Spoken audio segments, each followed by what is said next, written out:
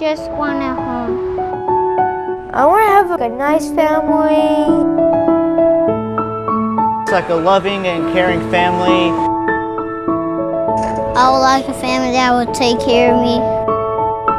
There's a family out there for every child. We just have to work harder for you.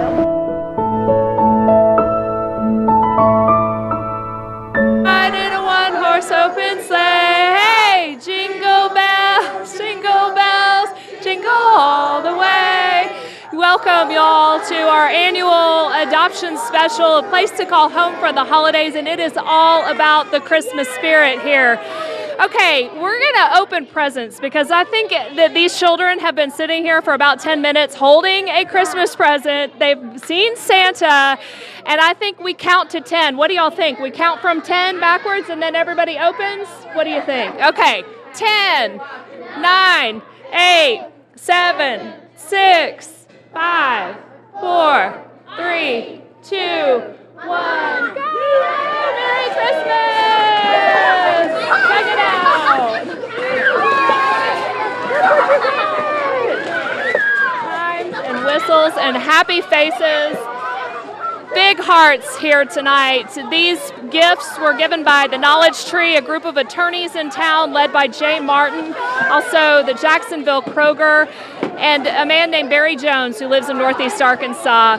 You know what? Along with these happy faces, there are 7 more happy faces tonight from Arkansas Foster Care who have reason to celebrate. They are home tonight for the holidays, 7 siblings. And THV 11's Jordan Howington reports the Hawthorne family's adoption was finalized just weeks before Christmas. First words were, okay, we'll do it for a couple years, but we're not going to adopt. These were Terry and Michael Hawthorne's words when they chose to become foster parents. Now they laugh, saying they ate their words. In April, the couple adopted a set of 2 siblings, Corgan and Hazley.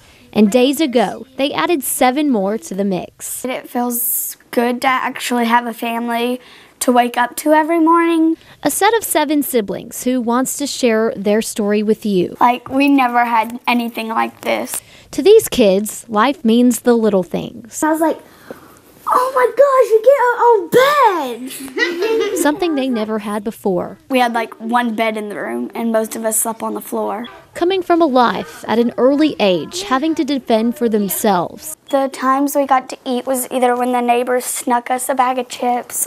They'd turn to canned food. We didn't really have a can opener, and they'd give us the cans that we didn't know how to open. So many times, they went without, praying every day they'd find a set of parents to give them love. These kids did not ask to come to foster care. They did not ask to go to 4 or 5 different homes, 4 or 5 different schools. After years of fighting, on December 3rd, the Hawthornes officially adopted the 7 kids. And today, they showed off all their rooms and favorite toys, and told me what they look forward to the most. Having food on my plate and not anything with bugs all in it. They all have aspirations to become successful, from being a gymnast to becoming a country singer. The Hawthornes say there's one thing for sure. They don't have the worry of being taken away. I have something. Mom, Dad, I love you guys. And I wouldn't change it for the world. This has been the best Christmas I could ever have, actually, knowing I have a mom and dad. In Hot Springs, Jordan Howington, THV 11 News. And not only are those 7 precious children home for the holidays, Trinity is too. We shared her story with you in July, and she told me then she wanted a family who would keep her forever and ever, and she found that family. DHS tells me she's doing very well in her new home, and her adoption will soon be finalized. Another large bunch of siblings, 4 brothers and 2 sisters, are also home for the holidays. Scotty, Katori, Skylar, Chase, Kaylin, and America. What a big bunch. We featured them 1 year ago in this very special, and they told me the holidays were really hard since they'd been living apart. But their Christmas wish, a family, and that wish came true for them. They are in permanent placement all together, and they are also doing very well. And we featured Braden in April of 2017. He shared that he wanted to join the military after high school, and he shadowed the airmen at Little Rock Air Force Base. Braden was worried he would age out of foster care without ever being adopted, but guess what? Dawn and Brad Bailey adopted him, and he is home for the holidays. And he is here with me now, and I'm going to choke up here because I'm so happy for you. I got to give you a hug. And you know what, Dawn? You all adopted Chase, too, and Chase is here. And how are you feeling being here tonight? I'm good. Tired. Yeah. All the teenagers are always tired, right? And you're home for the holidays. What is your feeling about this now?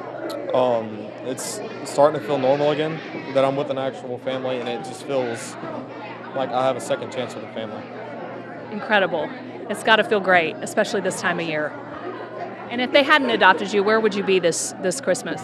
Possibly Second Chance Youth Ranch, and it's been a good place out there, but the family that I'm with is better. And that family you're with is absolutely incredible. Dawn, you've taken 2 teenage boys. Yes. Look crazy in our house now. Why? Well, we had 3 girls, and so now we have these 2 teenage boys that it's just completely different. Roughhousing and all the fun and excitement and, you know, military. Everything's military with this one, ROTC and Air Force, and so it's amazing. Yeah.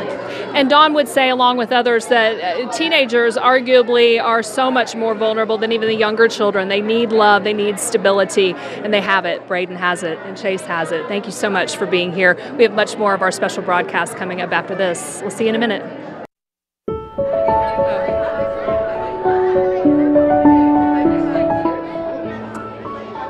Just a few moments ago, we shared with you the precious children who are home for the holidays. They have been adopted, but there are still 363 Arkansas foster children in care who need forever homes, and one of them is Faith. Here is her story.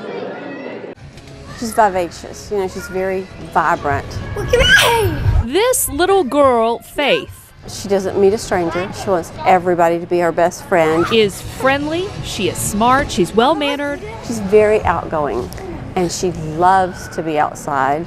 That's her favorite place to be. And she loves this woman, Carol Dressel, her foster mom. Hands. Oh, I love her. I do. Faith has come a long way since she's been with me. When she first came, I couldn't even hug her. You know, she didn't want to be touched. That was 2.5 years ago. You know, it takes a lot of love to gain that trust from her. Now, Faith is 7 years old and she is thriving. But while she looks like any other 7-year-old, she has a lot to overcome. Faith is autistic. I love being a foster parent. The judge thinks we're the best foster home for her. But Dressel is 58. She feels the age gap is too great between her and Faith. My husband and I have discussed it, and we think that she needs a younger couple that love to be able to do these kind of things with Faith. Even if they did adopt her, a secondary couple would be required to be ready to adopt Faith if something happened to them. So this Christmas, the top of Dressel's list is a loving, nurturing family for Faith, a little girl who loves the holiday season. That's about the only thing she's watching right now is Santa movies. She needs parents that want to do things with her. I can't do the things that I would love for Faith to be able to do all the time. But another family can. And Dressel is praying they see this story and bring Faith home. Even though she loves us very much and considers us her parents, and it will be hard to let her go, a loving family that can take Faith places and do things with her. And big thanks to the Third Realm. They always open their doors and hearts to the foster children whenever we ask. We could never wear Faith out. She had so much fun. If you'd like to learn more about her, any child up for adoption that we've featured in this segment, just log on to our website, thv11.com, and we'll be back with more after this.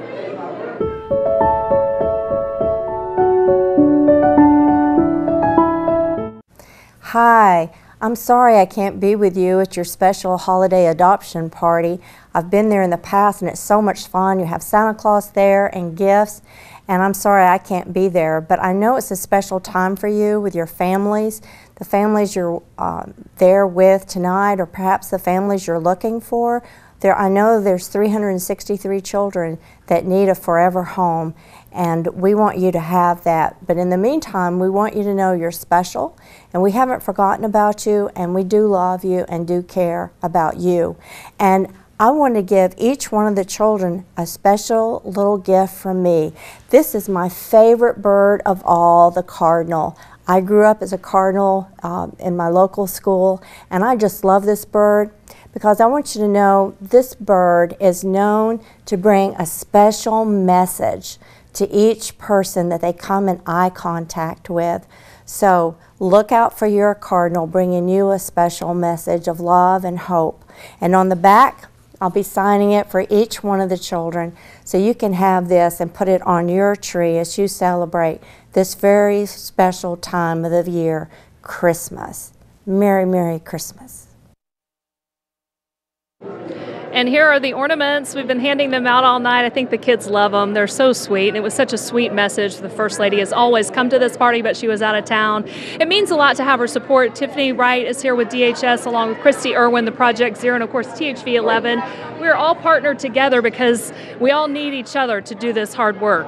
We really do. We can't do this. DCFS cannot do this alone. We need our partnership with THV and Project Zero because together we're in this to find homes for our older children, all children waiting, all 363 of them, and we need people to come together for these kids. It's tough for you as a worker in the system to see these kids during the holidays without a home. What do you need most? We need homes for our older kids, so our focus right now is 6 and up.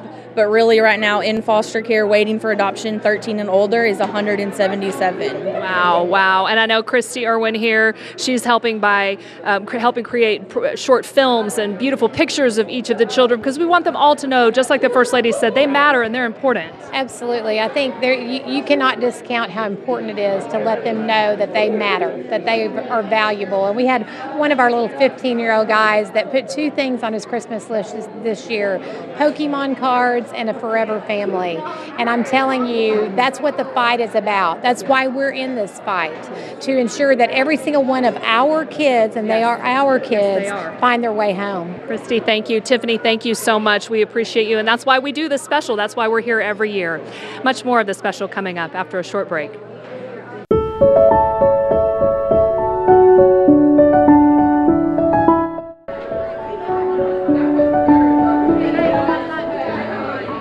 These are such darling children here, but what about those who do age out of the system without ever having been adopted? Where do they turn for help? Well, it turns out there is a wonderful organization devoted to helping them get on their feet, and Craig O'Neill learned about it all over, of all things, a game of Scrabble. Put rut back. Cindy and Wayne are teaching Stefan the game of Scrabble. Do proper nouns count? Though 23, he has never played. That's all I can really do here. I mean, how could he learn? After his father's death, he's forced to leave his Philadelphia home at age 15, sent to Arkansas, living with a family friend. That didn't work out. Leaves foster care at 17, and by then... I was just explosive. I couldn't be worked with. I couldn't be reasoned with.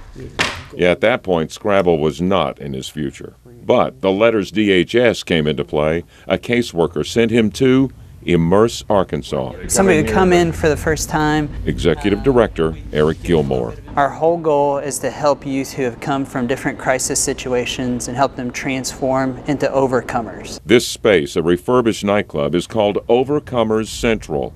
Counselors called coaches, computers for job opportunities, classes, social areas, laundry, even a puppy. Really, they are the family I never got to have, and that's what they are for most of us in the program. But Stefan didn't start out feeling that way. When he showed up when he was 18 years old, he was a little bristly, a little, he wasn't cuddly. Back then when I thought I knew better than everybody, spoiler alert by the way, I didn't. Stefan left Immerse, bottomed out, went hungry, and found his way back. And learn something in the process. You don't really leave so much as they just give you your space. We just know that the longer that we stick with the young person, the more they're going to come to trust us, to trust the people around them. At an Immerse outing, Cindy and Wayne met Stefan. I think we connected at first with Stefan on maybe an intellectual level. He liked to talk about the same kind of things that we like to talk about. They are now his sponsor family. I wondered if they felt pressure in helping a young adult who had been through so much. Pressure? No. No pressure. It feels like opportunity. It almost feels like if you had a visitor from another country who had never experienced Christmas, and maybe you take them and show them what there is. Oh, yeah. Like Scrabble and stability. You've got to be able to see the potential that they don't see in themselves. That little thing, just that this little program managed to completely reverse my entire life. It's these transformations that fuel all those involved with Immerse. After a few months with Wayne and Cindy, Stefan is back in school. Pulaski Tech, I've got a majoring in IT to start with. I will unabashedly say I'm so proud of Stefan. I have a really good word, we had a Y. An even better word, immerse. Maybe not to win at Scrabble, but to win at life. Immerse is just a wonderful organization, and they're starting a new program in January for teenage single moms. Such a great program. So we're about to wrap things up here at the Museum of Discovery, and Lenice is here with me. She has a sister named Denise, and her name is Lenice, and we featured you in A Place to Call Home. Was it about a year ago? Yes.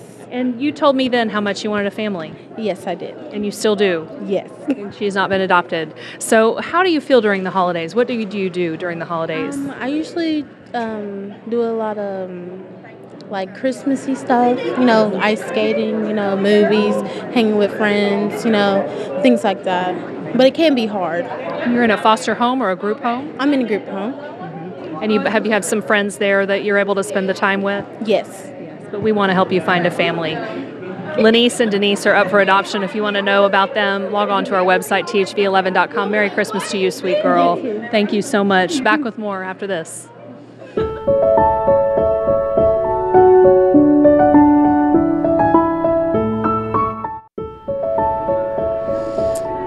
Welcome back as we wrap up A Place to Call Home for the holidays here at the Museum of Discovery. In this last minute, I'm going to spend saying a lot of thanks because it could not be done without so many people in this community who've opened their hearts to children in state foster care who need us tonight and throughout the holidays. The Museum of Discovery donated this space free of charge. Also, Golden Corral fed all 77 children who were here, and also some of the adoption and family services workers along with foster parents. The Knowledge Tree, Kroger in Jacksonville, Jay Martin and his colleagues at Wallace, Martin, Duke, and Russell gave all the money for the gifts. The Knowledge Tree gave the gifts in kind. The Crown Shop gave gifts to all the children and family services workers to make sure that they feel appreciated because their job is not always easy. Community Bakery gave cookies. Of course, the First Lady gave ornaments, as you saw, and a man named Barry Jones out of Northeast Arkansas gave Target gift cards for a lot of the teenage foster children to pick out what they want for Christmas. We wish you all a very Merry Christmas. As we wrap up this special, we dedicate this entire show to the 363 waiting children in Arkansas foster care. Good night, everyone.